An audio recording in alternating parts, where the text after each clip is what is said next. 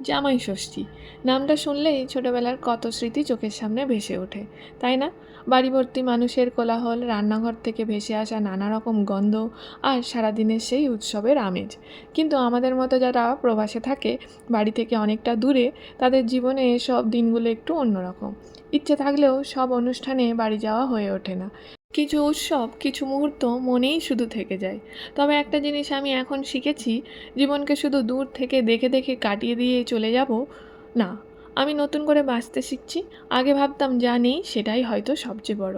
এখন ভাবি যা আছে সেটাকেই সুন্দর করে বাঁচানোই সবচেয়ে বড় সুখ। যেতে পারছি না তো কী হয়েছে, উৎসবের আনন্দটা তো নিজের মতো করে তৈরি করা যায়। তাই আজ আমাদের ছোট্ট সংসারেই জামাই ষষ্ঠীকে কেন্দ্র করে একটু ভালোবাসার আয়োজন করছি, শুধু সৌরভের জন্য। একটা জিনিস জানো, সৌরভ ভীষণ খেতে ভালোবাসে, আর ওকে খাওয়ানোর মধ্যে একটা আলাদা শান্তি আছে। যেমনই রান্না করি না কেন, একদম শেষ কণাটুকু পর্যন্ত খেয়ে প্লেট পরিষ্কার করে দেয়। তখন মনে হয় রান্নার সব পরিশ্রম এক মুহূর্তেই সার্থক হয়ে গেল। হয়তো ভালোবাসা সবসময় বড় বড় কথায় প্রকাশ পায় না, কখনো কখনো একটা ভরা প্লেট খালি হয়ে যাওয়াও বলে দেয় খুব ভালো হয়েছে। অবশ্য এবার একটা নতুন চ্যালেঞ্জও আছে। আমাদের ছোট্ট জায়াং এখনও খুবই ছোট, ওকে সামলানোরও কেউ নেই। তাই ইচ্ছে থাকলেও খুব বড় আয়োজন করা সম্ভব নয়। তবুও আমি বিশ্বাস করি, কোনো অনুষ্ঠানের সৌন্দর্য তার আয়োজনে নয়, তার পেছনের ভালোবাসায়। তাই যতটা পারি কম ঝামেলায় নিজের সামর্থ্য মতোই সবটা করছি। তো শুরু হয়ে গেল প্রস্তুতি। প্রথমেই সবজি কেটে নিচ্ছি, সঙ্গে জামাই ষষ্ঠীর জন্য ফলও কেটে রাখছি। সব রকম ফল অবশ্য আনা হয়নি, ঘরে যা ছিল তাই দিয়েই সুন্দর করে সাজিয়ে নিচ্ছি। এদিকে ভাতও বসিয়ে দিয়েছি, যাতে একসঙ্গে সব কাজ এগোয়। স্যালাডের জন্য শসা কেটে রাখছি, আর ভাজার জন্য এক এক করে সব রঙিন সবজিগুলোও রেডি করেছি। সত্যি বলতে কি, এই রঙিন সবজিগুলো দেখলেই রান্না করতে আরও ভালো লাগে। মনে হয় খাবার শুধু পেট ভরানোর জন্য নয়, চোখ আর মন ভরানোর জন্যও। আমাদের বিয়ে হয়েছে প্রায় 7 বছর তো হয়েই গেছে, আর এই 7 বছরে হাতে গোনা একবারই সৌরভ আসল জামাই ষষ্ঠী খেতে পেরেছে, তাও করোনার সময় বাড়িতে ছিল বলে। না হলে এই সময়টায় বাড়ি যাওয়া সত্যিই খুব কঠিন। ছুটি, বাজেট, দায়িত্ব সব কিছুর হিসেব মেলাতে হয়। জীবন আসলে এমনই, কিছু পেতে গেলে কিছু তো ছাড়তেই হয়। এক জীবনে সব কিছু একসঙ্গে পাওয়া যায় না।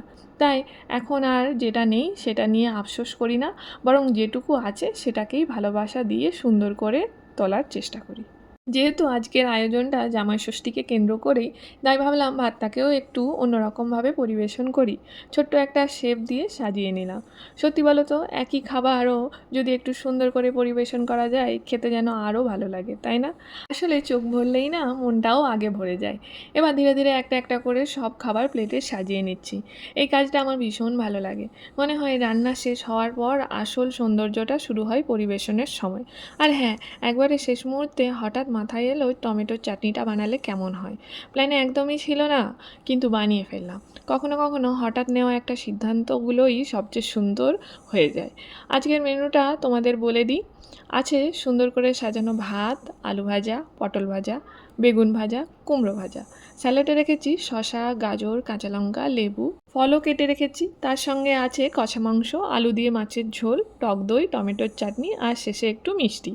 সৌরভ আবার টক দইটাই ভীষণ পছন্দ করে। আমি ভেবেছিলাম মিষ্টি দই আনবো, কিন্তু পরে মনে হলো ওর কাছে টক দইয়েরই আলাদা কদর। ভালোবাসা মানে তো এটাই, ছোট্ট ছোট্ট পছন্দগুলো মনে রাখা।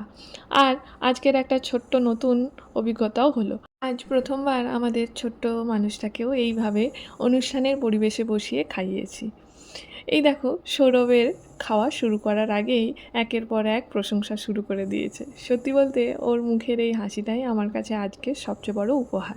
এতগুলো খাবার দেখে যে আনন্দটা হচ্ছে সেটা ওর চোখ মুখ দেখলেই বোঝা যাচ্ছে। এমন মুহূর্তগুলোই মনে করিয়ে দেয় সুখের জন্য সবসময় বড় বড় আয়োজন লাগে না। আচ্ছা, এবার ওকে আর বিরক্ত করব না, শান্তি করে খেয়ে নিক।